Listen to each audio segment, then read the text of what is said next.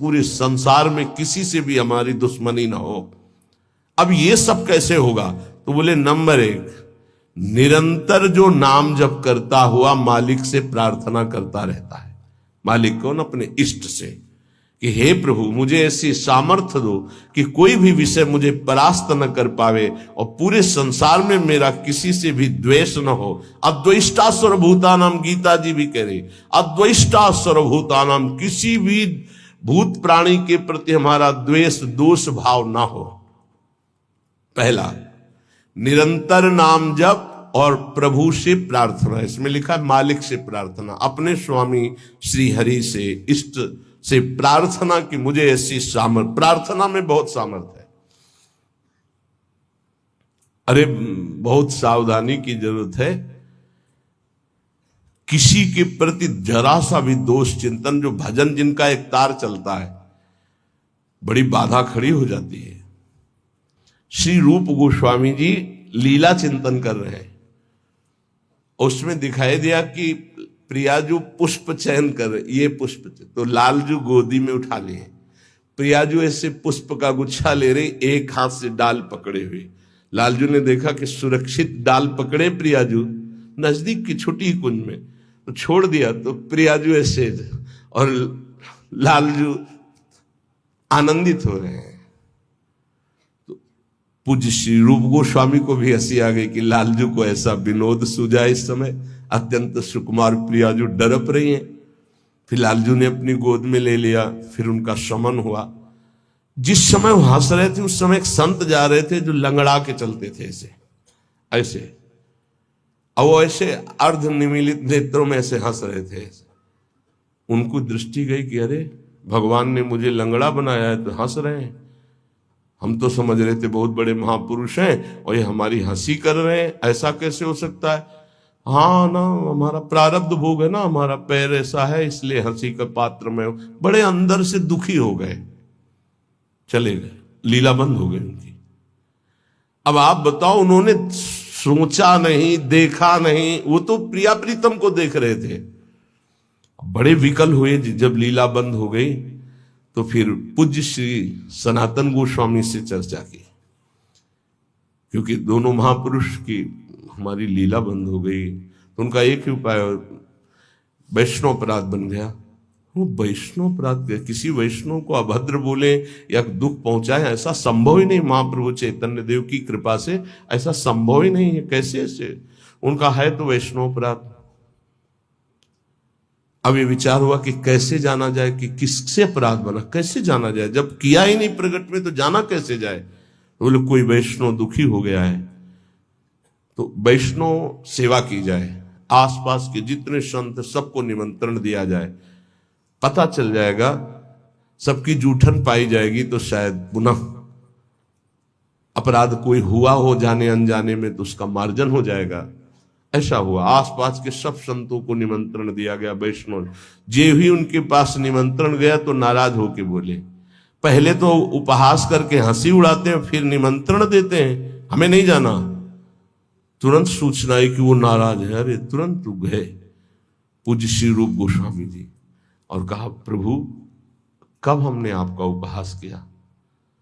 तो उनका, आप प्रभु प्रभु आप कर रहे हो, उस दिन हम जा रहे थे और जैसे हमारा भगवान ने पैर ऐसा कर दिया तो झटका मार के चलते हैं तो आप हंस रहे थे। तो उनका, मुझे तो याद ही नहीं कि आप कब निकले और हम कब हंसे। तो उन्होंने समय बताया कि अमुक दिन उस समय। अच्छा अच्छा, तो उनका, प्रभु ऐसे बतानी नहीं चाहिए पर आप नाराज हैं इसलिए बता रहा हूं। प्रभु उस समय हम लीला देख रहे थे, प्रियाजू पुष्प चयन करने की, तो लालजू गोद में उठा के वो पूरी घटना बताई और कहा, अगर ऐसा भाव में हम हंस रहे थे, आप उसी समय निकल रहे होंगे, आपको ऐसा लगा, तो प्रभु आपके लिए नहीं था, आप क्षमा कीजिए। वो तो प्रियालाल, तो वो चरणों में गिरे जो दूसरे वैष्णव थे और कहा, अरे आप जैसे महापुरुषों के प्रति हमारा दोष भाव बन गया, क्षमा करो। वो राज तत्काल लीला प्रारंभ हो गई, तत्काल। अब आप विचार करो, जब दोष नहीं है और वैष्णव दुखी हो गए तो लीला रुक गई। फिर अगर केवल स्वीकृति की हाँ ये गलत है, वो गलत कर रहे हैं तो भी हाँ गलत है, नहीं, और भगवान की लीला भगवान जाने। नहीं, आप बताओ कि ये गलत है कि सही, नहीं तो हम कोई जज है क्या? जिनके सारे हम चल रहे हैं, उनके सारे वो चल रहे हैं, उनसे पूछो जाके, चले जाओ राधा राधा राधा। कभी किसी का फाइनल करने के नहीं, तस्मात् शास्त्रम तो तुम्हारा। ये बहुत सूक्ष्म विषय है, इसलिए वर्णन किया, बहुत सूक्ष्म विषय है, बहुत सावधान। नाम जापक भगवत प्रेम प्राप्ति के लिए इतनी सामर्थ्य जो अभी पीछे चर्चा हुई, उसके लिए निरंतर नाम जपो, प्रभु से प्रार्थना कि किसी भी के प्रति हमारा तनिक भी दोष भाव न बनने पावे। प्रभु से प्रार्थना, वही सबके हृदय में बैठे हुए, वही आपको ऐसे सामर्थ्य देंगे। क्योंकि सृष्टि में आपके प्रति प्रतिकूल व्यवहार होगा, आपका उपहास करेंगे, आप नाना प्रकार के कटु वचन बोलेंगे, आपको सह जाना है, उनके प्रति कटु वचन नहीं करना, दोष भाव नहीं करना, नहीं अपनी भगवत प्राप्ति में बाधा आ जाएगी। ये सूक्ष्म विषय सब कोई नहीं समझ पाएगा, लेकिन उपासक जो भगवत प्राप्ति करना चाहते हैं, अपना भजन बचाना चाहते हैं, वो इस बात को अच्छे से पकड़े। दूसरा, जो दिनचर्या दी गई है उसमें आलस्य ना होना, भगवत प्रेम प्राप्ति या ऊंचाई पर चढ़ने के लिए जो दिनचर्या है, हमको ये नहीं देखना है कि अमुक साधक आता है कि नहीं आता है, अमुक नहीं आता तो हम भी नहीं आते हैं, ऐसा नहीं। अमुक की त्रुटि है, उसका सुधार करना चाहे तो कर सकता है, लेकिन आप सुधरे हुए हो तो आपको अच्छे आचरणों का अनुकरण करना है। आपको ऐसे आचरण नहीं करने हैं जिनसे हमारी दिनचर्या बाधित हो जाए। एक चीज और ध्यान रखना है, इसको बहुत विस्तृत रूप से समझा इसलिए रहे कि एक दिनचर्या है जिसके पास सेवा नहीं, गुरु सेवा, और एक दिनचर्या है जो गुरुजनों की सेवा में रहते हैं। उनसे हो सकता है जो भागवतिक दिनचर्या का आदेश दिया गया है वो ना हो, तो उनको असंतुष्ट नहीं होना, क्योंकि वो गुरु सेवा में है। सारी दिनचर्या का फल जो है वो गुरु प्रसन्नता है। तो अगर वो गुरु सेवा में, जैसे हमारी श्री जी की भोग सेवा में है, अब प्रातः बाल भोग से लेकर के शयन तक कितने भोग श्री जी को लगते हैं, अब उनमें उनको हो कि हमारी दिनचर्या तो नहीं। अब जैसे जो और हैं सेवा में है बहुत से, कोई किसी सेवा में, कोई किसी सेवा में, अब उनकी दिनचर्या वो माला लेके नहीं बैठेंगे।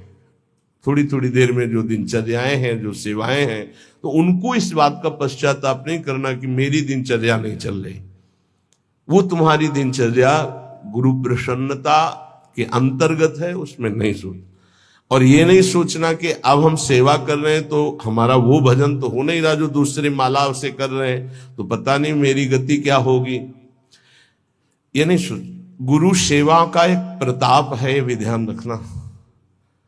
जैसे मान लो कोई शरीर के वस्त्र धो रहा है, कोई ऐसी सेवाएं कर रहा है, वो नाना प्रकार की सेवाएं हैं जिनमें उनको समय ही नहीं मिल रहा कि वो बैठ करके पद गायन करे, वो 11 माला 41 माला वो संख्या पूरी करे। अच्छा, सेवाओं में लगा है तो उसका मन लगा है। अब उसका मन कहाँ लगा है? ये वस्त्र गुरु जी का है, ये गुरु जी के लिए जल है, ये उसका चिंतन हो रहा। ध्यान मूलम गुरु मूर्ति, पूजा मूलम गुरु पदम, मंत्र मूलम गुरु वाक्य, मोक्ष मूलम गुरु कृपा। क्योंकि कई साधक ऐसे हैं जो फिर उनको पश्चाताप होगा कि दिनचर्या में बाधा पड़ रही हमारी, तो दिनचर्या की चर्चा हुई थी। नहीं, जिनको सेवा मिली हुई है उन। एक बार भगवान शंकराचार्य जी से कई शिष्यों ने कहा कि एक ये ब्रह्म सूत्र है, इसकी व्याख्या सुनना चाहते। तो उनकी शरीर सेवा में स्नान के बाद जो वस्त्र लंगोटी आदि प्रक्षालन करना है, वो त्रोटकाचार्य जी रहते थे। तो उन्होंने कहा त्रोटक को आ जाने दिए। तो उन्होंने कहा प्रभु वो तो कभी व्याकरण नहीं पढ़े, कभी शास्त्र, जब गायन स्वाध्याय होता है तो कभी बैठते नहीं हो, तो शरीर सेवा में ही लगे रहते। मतलब ज्ञान की चर्चा थी ना, तो शरीर को, गुरु के शरीर को वो साधारण शरीर समझ रहे थे। उनका अच्छा ऐसी बात है, आ जाने दो उसको। जब आ गए तो बोले खड़े हो, इस ब्रह्म सूत्र की व्याख्या करके बताओ। तो जो पढ़ने लिखने से नहीं आता, गुरु कृपा से आता है।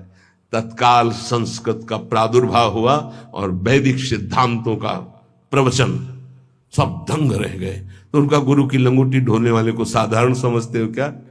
साधारण नहीं होता गुरु की लंगोटी धोने वाला, वस्त्र धोने वाला। असाधारण कृपा से सौभाग्य मिलता है, असाधारण कृपा से। तो जिनकी जो दिनचर्या ऐसी है कि उनको फुर्सत ही नहीं है, तो उनको कभी नहीं सोचना कि इतने बजे इतने बजे इतने, उनकी दिनचर्या है। तो ये चीजें ध्यान रखना है उपासक को। प्रमाद में हमें दिनचर्या में बाधा नहीं पहुंचानी, प्रमाद युक्त हमारी दिनचर्या नहीं होनी चाहिए। यदि गुरु सेवा, इष्ट सेवा में हमारी जो गुरु की अन्य साधकों के प्रति बताई हुई दिनचर्या उसमें बाधा पड़ती है तो वो बाधा नहीं मानी जाएगी आपकी। दूसरा जो अभी वर्णन किया, गुरु प्रदत्त दिनचर्या में बाधा नहीं होनी चाहिए।